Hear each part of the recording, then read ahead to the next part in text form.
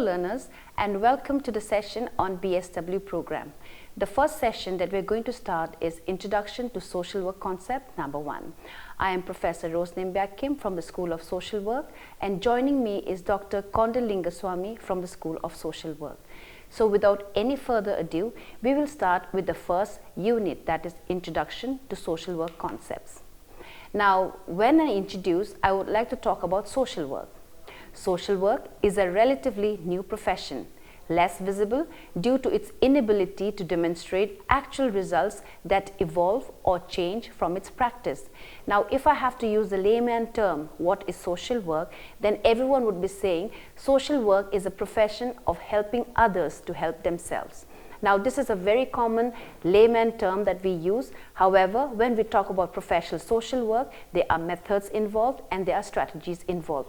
So, in today's class, you will come to know more about what actually is social work in the professional aspect. Now, the most important reason behind this inability, that is what we talked about, that social work is a relatively new profession and it is less visible. So, why is it? It is because the use of social relationship as the major medium of professional practice or help, which by their very nature are intangible. So nobody can actually understand to what extent the social work profession creates help or bring about a change, although the process is slow, but the result is definitely oriented. Now, since effective professional practice demands clarity in terms of the varied kinds of concepts used, it becomes obligatory to clarify and define them and point out the distinction between similar concepts used in social work or the same concepts used in other social sciences like sociology and psychology, from which social work has heavily borrowed. Now, when we talk about social work, we all know that social work is multidisciplinary. That is, we have taken from sociology, psychology, anthropology, economics, political science. So, when these subjects are forming a part of the entire one subject, that is social work, we derive a much more better clarity in terms of its concepts, and that is why we say social work is a professional medium of helping others to help themselves, or is a professional medium where the concepts are used as compared to the other social sciences as well. Now, some of the noteworthy concepts dealt with here are charity, shramdan, and voluntary action. Now, why do we say, or why do we give emphasis to charity, shramdan, or voluntary action? Is because when you talk about social work, since time immemorial, social work has been associated with helping others to help themselves.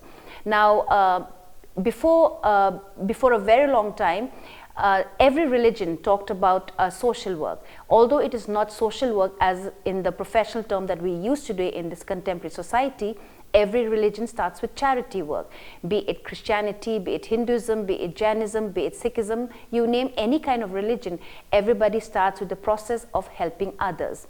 Now, when we talk about social work, helping others is obviously the pertinent one, but helping others to help themselves comes in the form of using certain concepts, in terms of certain strategies, in terms of certain methods, and that is what social work brings into it.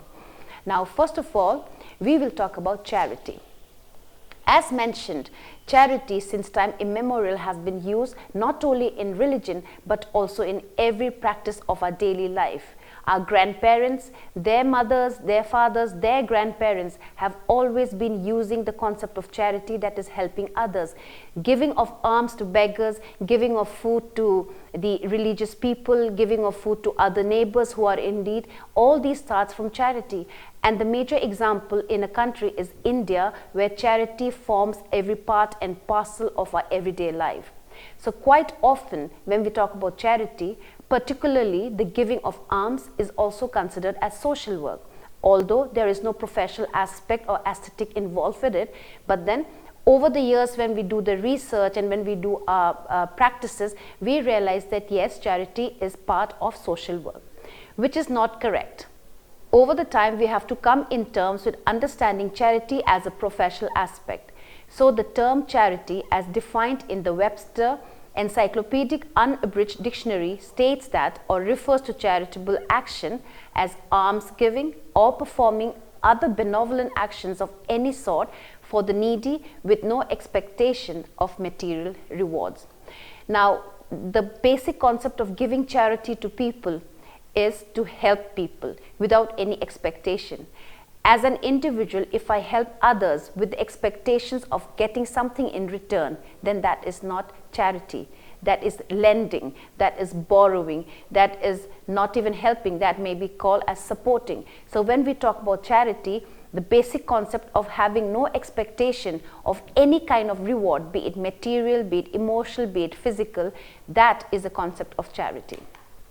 Now, charity in the sense of assistance given to persons to whom one is not socially related was channelized or channeled through religious institutions.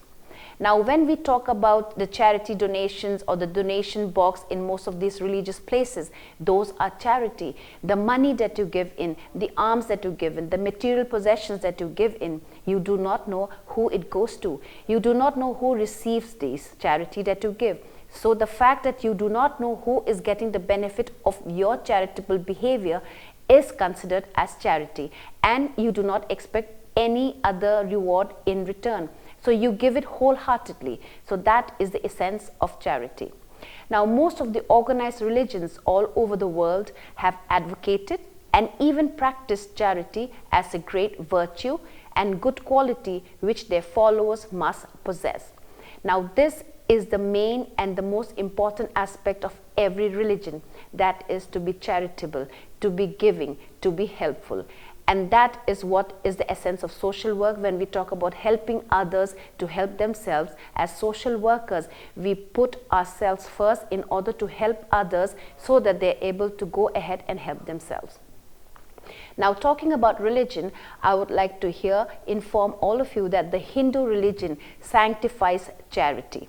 The earliest reference to charity can be traced in the Rig Veda, the oldest, wherein the god Rudra is highly praised for giving many gifts. Now, from this, we understand how charity comes into being in the Hindu religion. Now, encouraging charity, it mentions, may the one who gives shine most, which means God loves a cheerful giver, as in the Bible it is written. So when you give willingly, you receive all the more. So that is the essence of charity. Now, all the Hindu scriptures clearly advocate the virtue of charity, which must be unfailingly practiced by every householder. Now, charity has been glorified as an exercise in spirituality and socially sanctioned as a duty to be performed by every Hindu to pay the rainas, that is, it varied kinds of debts which every Hindu owes. Now, this is a kind of a custom, a tradition that is followed among the Hindus, wherein they have some form of debts which they have to pay to the gods. Now, however, it has also been concerned that charity should be given to a person who deserves it. Now, if you give charity to people who are in need of it, who needs it, who are helpless, then that is, you are giving something without expecting anything in return. Now, there are certain people who deserve charity but who do not know how to get possession of the same, and you as a rightful person can also give to that person. So it depends on how your religion teaches you, and the religion teaches you to be helpful, be a cheerful giver, and like we've mentioned, wherein it says, may the one who gives shine the most. So this is a kind of practice that every religion professes and teaches its followers.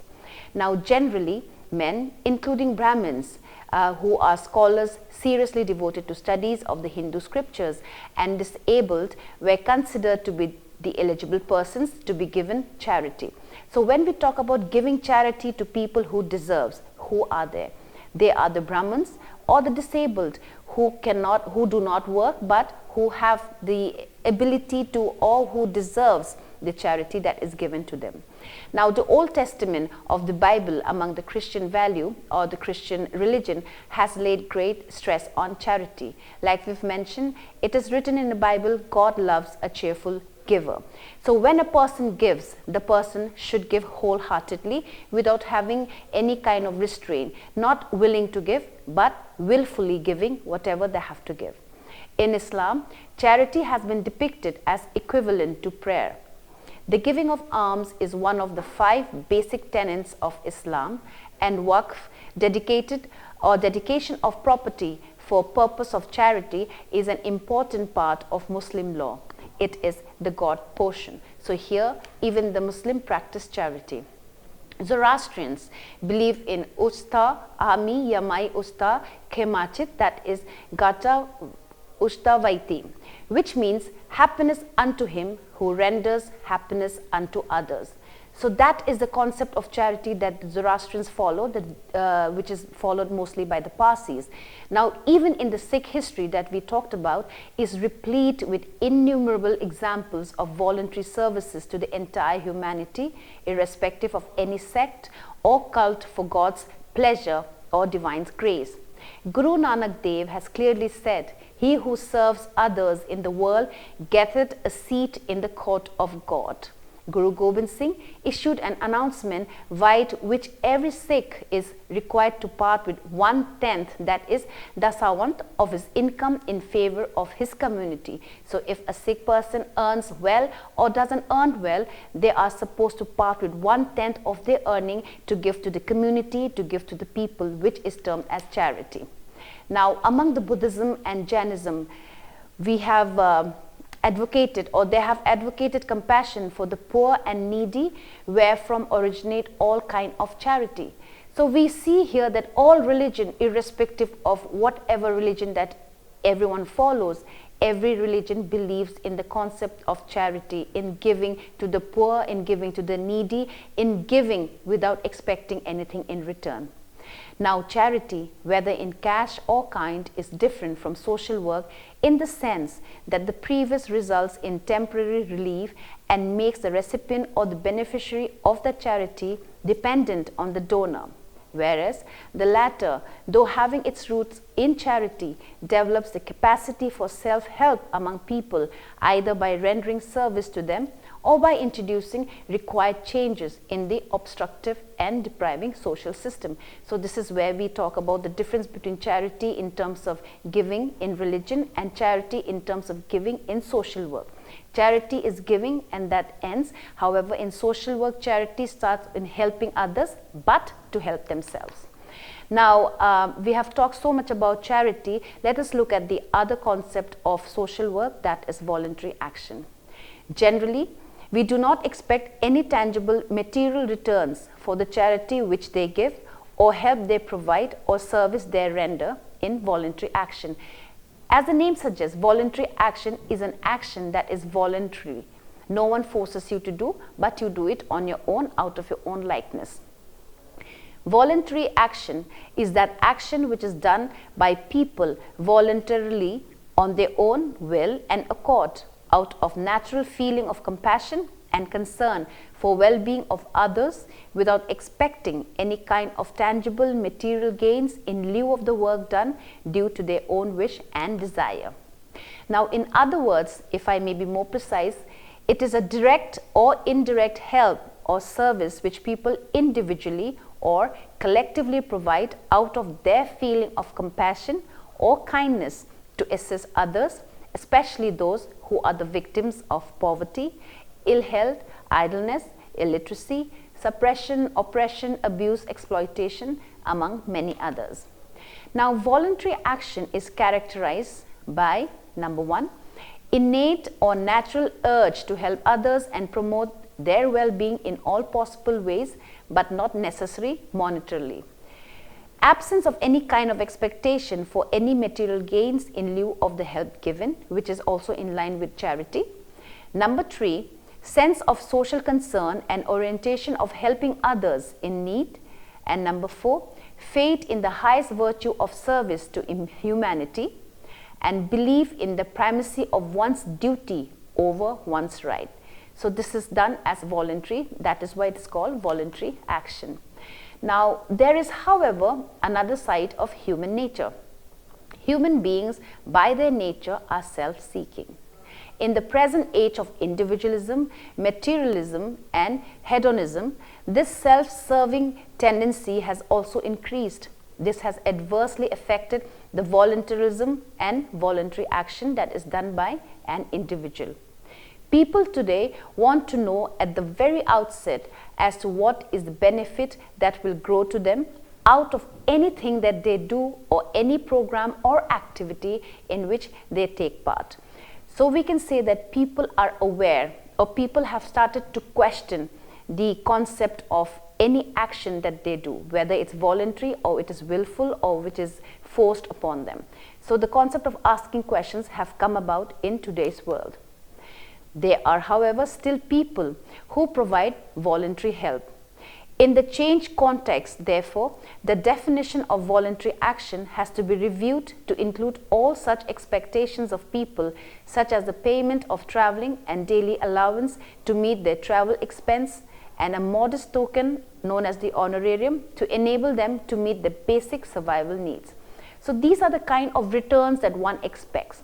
However, in today's time, especially the COVID age, when you talk about, we see a lot of people coming forward to help people who are in need. So these are known as the voluntary action by individual or by a community or by a religious institution.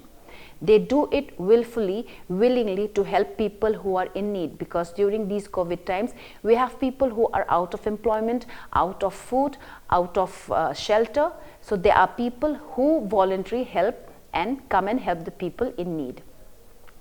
Now, there may be a number of sources which may reinforce voluntarism. For example, some moral or religious discourse may strengthen the motivation to provide voluntary service. Likewise, the exemplary acts of some philanthropist or charitable organization may strengthen the feeling to help the suffering humanity. Here, as mentioned, the COVID age is a basic example and the most important example that we can see. Although people in our society are changing in terms of helping others, however, because of such a philanthropist or charitable organization, the feeling to help the suffering humanity, especially in times of COVID, have increased, and the voluntary action have definitely increased, and we see examples of such help all over the world in today's time. In the same manner, some horrible incidents or tragedy may generate the feeling to do something for the victims. Moral thoughts by parents or teachers, peers and other role models may also motivate a person to engage in some kind of altruistic action. Now, when we talk about altruistic action, it is a selfless act that is coming out of you. Nobody needs to force you. It just comes. It's an innate quality that you possess. Now, with this, I would like to call on my co-fellow, Dr. Kondalinga Swami, to talk about Shramdan. Thank you, Professor Rose Nembiakkim. Covered introduction to social work concepts like charity, voluntary action. Now I am continuing with Shramdan. Shramdan, voluntary manual labor. There is a general tendency among people to label Shramdan as social work, which is thoroughly incorrect and misleading. Shramdan has its origin in Hindi. It consists of two words, sham, manual labor, and dan, donation.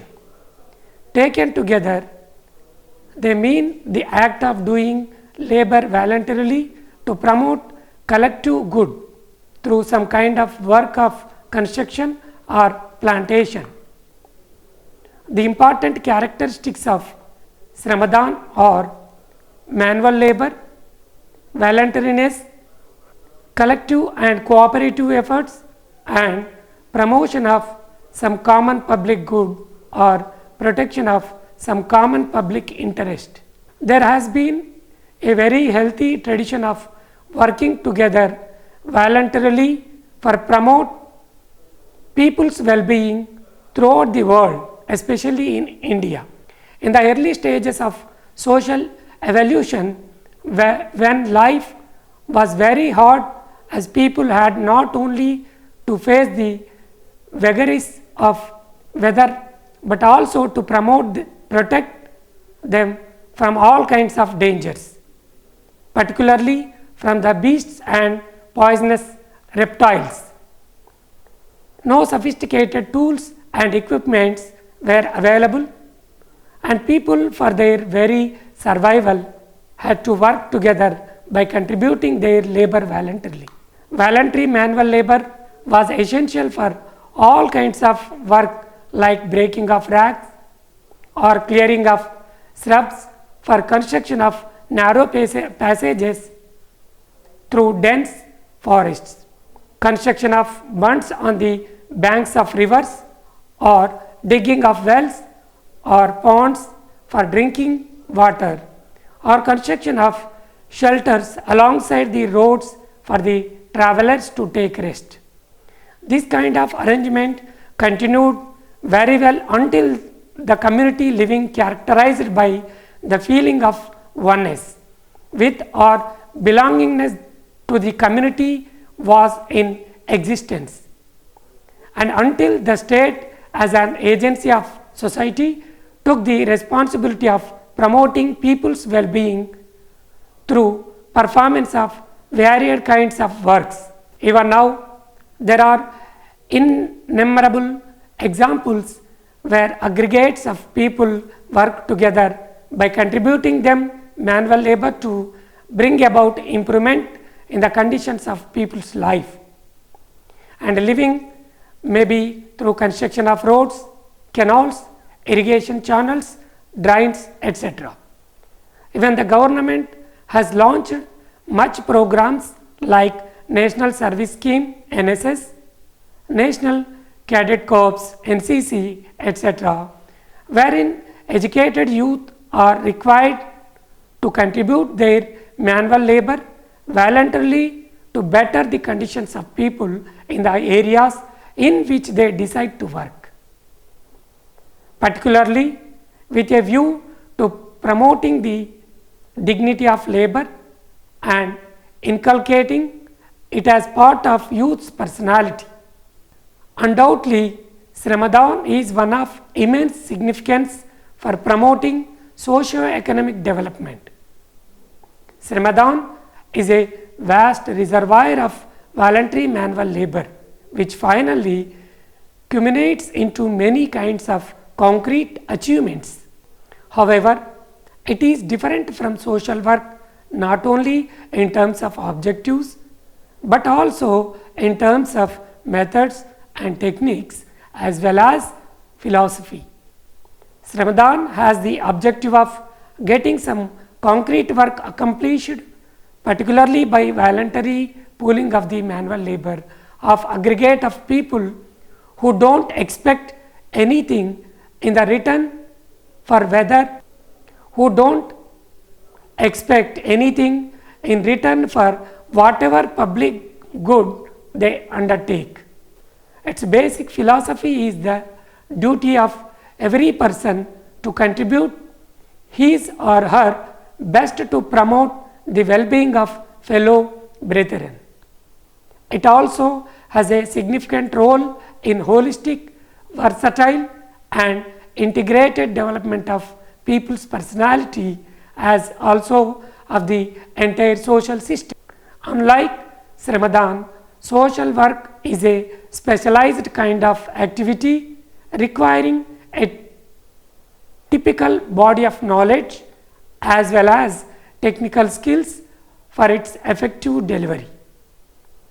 Social work aims at improving the social functioning of persons in society or bringing about desired changes in the social system, so that everyone in society gets opportunities for optimum realization of one's potentials.